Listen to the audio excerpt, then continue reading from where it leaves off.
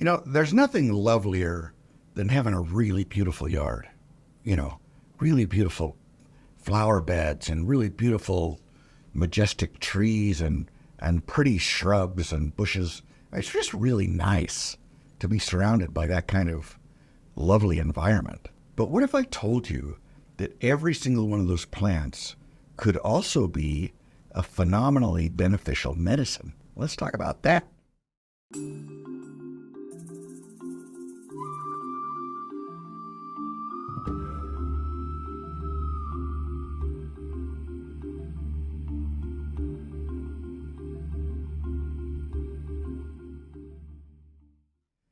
So I'm Dr. Patrick Jones from the Homegrown Herbalist School of Botanical Medicine. And, landscaping is a big deal. Everybody thinks about their landscaping. They spend a lot of energy and a lot of money creating this beautiful landscaping. But what if we did herbscaping instead, right? And that's not even a word as far as I know. But I say that herbscaping is, instead of planting flowers and bushes and trees just because they're pretty, we found really pretty flowers and bushes and trees that were also fantastic medicine, right? Why not do it that way, right? Let me show you. Just as an example, the plant on the left here is yew. It's a really lovely little, low-growing, ground-covery, shrubby kind of a guy. Pretty green leaves, beautiful, cute little red berries, and the whole plant is deadly poison. And then look at the one on the right. That's Kinnikinnick, or Uva ursi, which has also got cute little green leaves. It's an evergreen. It's an evergreen deciduous. And it has cute little red berries. But the berries are edible, and the plant is fantastically medicinal. It's a no-brainer. Why would you not have the plant that, number one, won't kill your dog or your kid if he eats it, and number two, will fix your bladder infection or your thrush or all the other things that Uva ursi can fix, right? Why not use those plants? It's just as easy. It's about the same amount of money, sometimes less, as using other ornamental species. So let me just give you a pointer, okay, before we start this. And that is that when you go to the greenhouse or the nursery to buy plants, you need to be a little bit careful, all right? Because the original form of that species might be great medicine, but line-bred cultivars of that species might not be, okay? So here's a couple of examples. The top two plants are both Calendula officinalis, but the one on the left is the real original, and the one on the right is a line-bred cultivar. Okay, so they've selectively bred to change colors and change petal structures and change plant structures and leaf structures and aromas and flavors and they can change all kinds of things about a plant by selectively breeding them, and that's called a cultivar. Okay, well, think about it. Color is chemistry. Flavor is chemistry. Aroma is chemistry. And if you change those very much, medicine is also chemistry. So if you monkey with these three too much, you might be monkeying with this one, and that plant might not have any of the properties or not nearly as strong of properties as the original had. So if you go to a nursery, if you go to a garden center or something, make sure you buy the plant that looks like the original. Okay, that's going to be the most likely one to have the most similar medicinal values. Same thing on the bottom here. We got black-eyed Susan, right? It's got the black eye and the yellow petals, really cute little plant. And the one on the right is also black-eyed Susan. It's the same species, Rudbeckia hirta, but it's a line-bred cultivar, okay? And some of those carotenoids and flavonoids and other chemicals that make the medicine are going to be much different or completely absent if they've bred colors and things out of the plant, all right? So just be careful with that. So let me just show you my property in Buell, Idaho. And this is a place, I sold it a couple of years ago. But on that property, we were growing 150 species of medicinal plants, over 150 species, on about a half an acre, all right? But the way we did that is we used medicinal plants for all the landscaping. And let me just show you some pictures. And every single plant that you see, virtually every single plant that you see, is a medicinal plant and was planted on purpose. Okay, so here's the front. And like I said, every single one of these plants, we'll talk about some of them, but every one of these plants that you see, almost without exception, is a medicinal plant. Here's another view of the front. You got chokecherry, elm, crampbark, bee balm, lavender, Russian sage, gaillardia. All these plants are medicinal plants. And if I needed something, I could go out in the front yard and get it. Here's some other roses, agrimony, cranesbill, rose of Sharon, just all the plants that you see. There's white yarrow, red yarrow, yellow yarrow, all of which are fine. There's a climbing Japanese honeysuckle there that's great for immune support. Behind that honeysuckle, there's a elderberry tree. These are some trees that were on the place: hawthorn, linden, another variety of elder. These are all growing on my place. Here's some flowers: passion flower, bergamot, black-eyed Susan, echinacea, elecampane, valerian. Every one of these is really beautiful and fantastically medicinal. Here's the orchard. We've got a little bed of culinary herbs here: sage, parsley, oregano, thyme. They're all fantastic medicines too. Behind the bird bath, there's a big clump of Russian sage. I used to plant that under all of my fruit trees because the Russian sage is a sterile hybrid. It won't spread by seed. And you can do a chop and drop and feed your fruit trees and make a great mulch. Every plant on the place was a medicinal plant. And we used them all the time. If my kid had a bellyache, she went out to the garden and got some parsley and ate it and didn't have a bellyache anymore. If I had a sore throat in the morning, I'd go out, if it was the right time of year, grab a handful of the green elm seeds and chew them up and fix my throat. Every single thing that we could have needed herbally was within steps of our house. So let me show you just a few examples of some plants that you could use. And we're not going to get deep into what these plants do and what kind of soil they want, what kind of light they want, and where to plant them, and yada, yada. I have a lesson on herbscaping in the Home Ground School that's several hours long with hundreds of slides, and we go through soil types and light requirements, and, it's just like a gardening book for medicinals. Where to plant them, how to plant them, what parts do you use, what are they good for.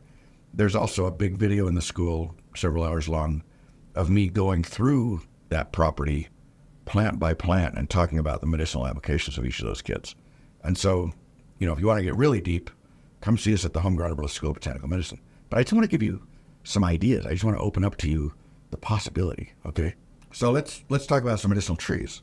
So trees are great. Everybody wants trees. They make shade, they make fruits, and they do great things for us. But they're also good medicine. Black walnut, great tree. Makes nice nuts you can eat, but it's also a great antifungal. Wild cherry, or choke cherry they call it. Beautiful trees. They make these really pretty white flower clusters in the spring. They make cute little cherries in the summer. Just a really pretty tree. And the bark is a great cough suppressant. It does lots of other things too, but a good cough suppressant. Ginkgo, and this is a really popular ornamental. People have these in parks and universities and in their yards. And in the fall, they're just exquisitely beautiful, those yellow leaves. And it's great medicine. I did a whole video on ginkgo on the YouTube channel here. Go look at it. Good for memory, good for brain stuff, good for cardiovascular stuff. Just fantastic plant. Hawthorn, another really common, beautiful ornamental tree. The fruit, the leaf, and the flower are all medicinal. And it's great for circulatory things. It's good for the heart, good for your blood pressure, good for the circulatory system. Beautiful tree. Why not have that one in your backyard? Linden, another tree that's good for blood pressure. It's good for anxiety. It's good for a lot of other things too. Really a great plant. But it's beautiful. The little flowers are so pretty and the leaves are pretty. And even after the flowers die and fall off, it's got those cute little banana leaf structures that were holding the flowers. It's just a really pretty tree. And they get really big. They're great for shade. Fantastic tree. Pine trees, red pine, white pine, really great antivirals. The pollen is a great nutritive. The pollen is a great testosterone support for middle-aged men.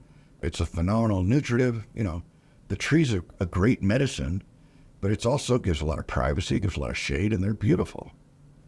Okay, let's do some shrubs. Oregon grape, really popular ornamental, right? And it's really fantastic medicine. It's good for your liver, breaks fevers, good antibiotic, does all kinds of stuff. There's a 2-hour lesson on Oregon grape in the school. But, as an ornamental, it's really pretty. Cramp bark, this is snowball bush. The bark's the medicine. A fantastic antispasmodic. Good for muscle aches, good for asthma, that's a muscle spasm. Diarrhea, that's a muscle spasm. Menstrual cramps, preterm labor, you can use it for that too. tell that uterus to have a nap for a couple of more months. The baby's not cooked yet, right? And so really a phenomenal plant, good for all kinds of things. And it's beautiful. Everybody's got one in their yard anyway for an ornamental. Viburnum opulus. Russian sage. This one is also a really pretty plant, really popular ornamental. They get 4 or 5 feet tall and 4 or 5 feet wide. Really a pretty plant. Beautiful flowers that last a long time. Great for diarrhea, great for anything wrong with your guts. Great for memory, Alzheimer's, dementia, remembering your kids' names. Fantastic plant. Uva ursi we talked about earlier. Good for bladder infections. That's what most people use it for. But it's got some other properties too. It's good for thrush, and sitz baths, things like that. Good for a lot of things. But the leaf's the medicine. So if you're having a little bladder infection, go out and get some uva ursi leaves, right? It's an evergreen, makes these pretty little red berries, nice ground cover. St. John's wort, another cute little shrubby, flowery shrubbery guy. The flower's the medicine, and they're beautiful. Really a pretty little flower. And they're used for depression, anxiety, bipolar disorder. It's also got some antiviral properties for respiratory viruses especially. It can be used for pain in some cases. And again, we're not getting deep into this here. I'm going to take me 2 hours to even get started on a lot of this stuff. But it's a beautiful little plant that might as well be something pretty in your flower bed, right? Spirea, or meadowsweet, they call it. It's aspirin on a stick. That's where aspirin came from, aspirea, out of spirea, right? The leaf, the flower, the bendy green twigs, it's all medicine.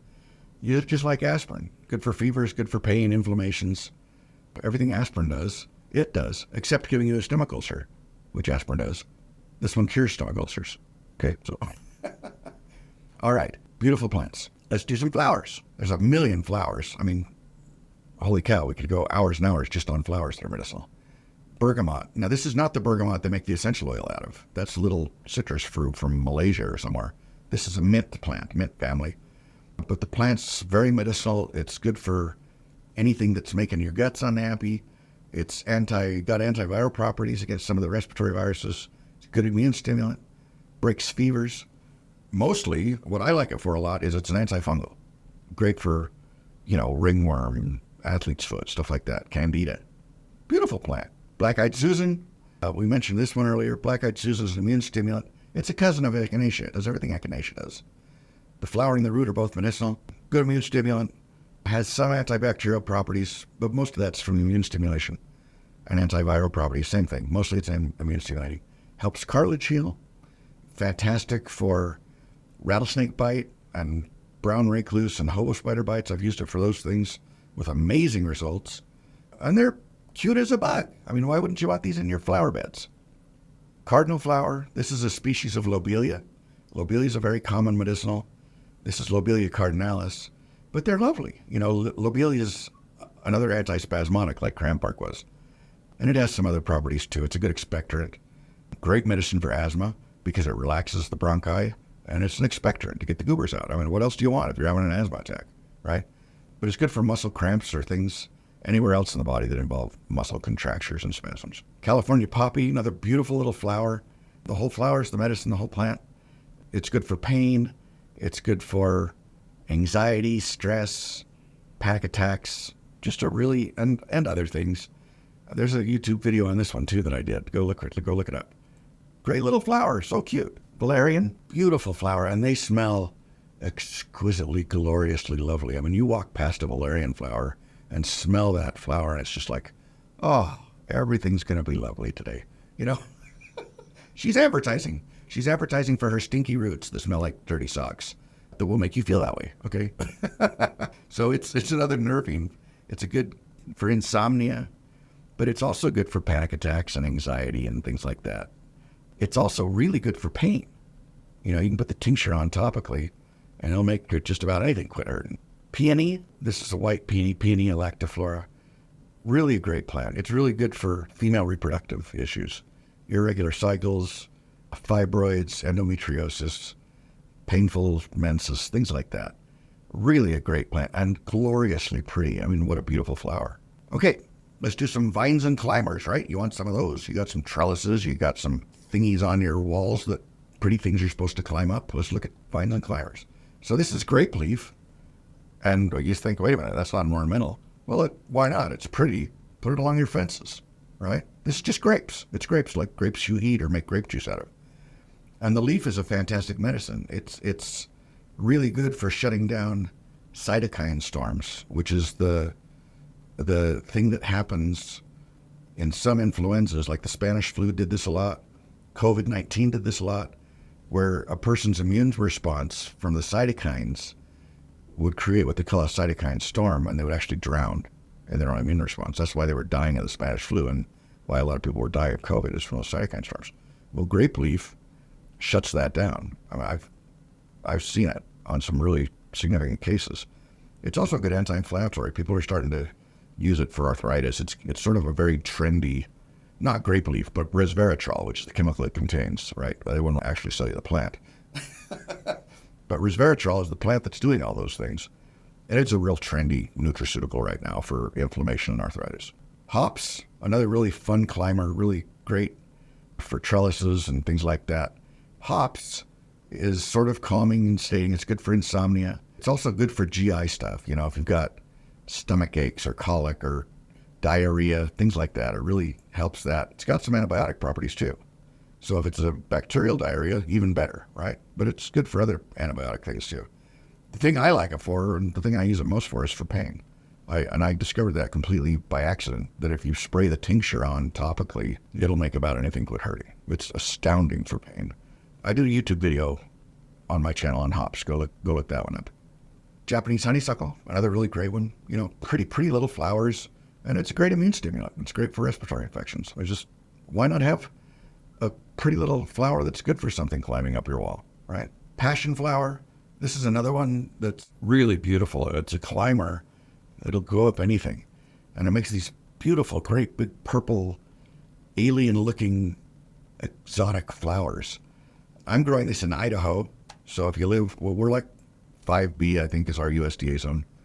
So if you're that warm or warmer, you can grow this one.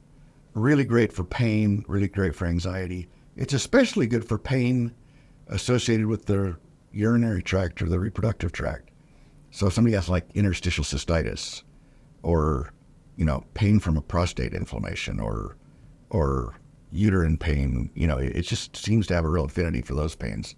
But it's good for other pains too. I've also used it for seizures in dogs. It's not nearly as good as the meds. But if I didn't have any meds and I had a dog or somebody that had seizure issues, I'd want some of this growing in the garden, right? Faux tea, another fun climber, really pretty little plant.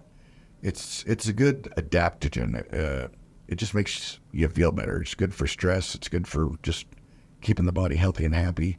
It's good for aging issues, you know, libido, fertility, just energy. It's just a nice plant to make everything keep working a little longer. They even say that it helps hair not turn gray. I haven't tried that or tried to apply that, but they say taking it internally helps your hair stay black longer, unless you didn't have black hair and can't help you.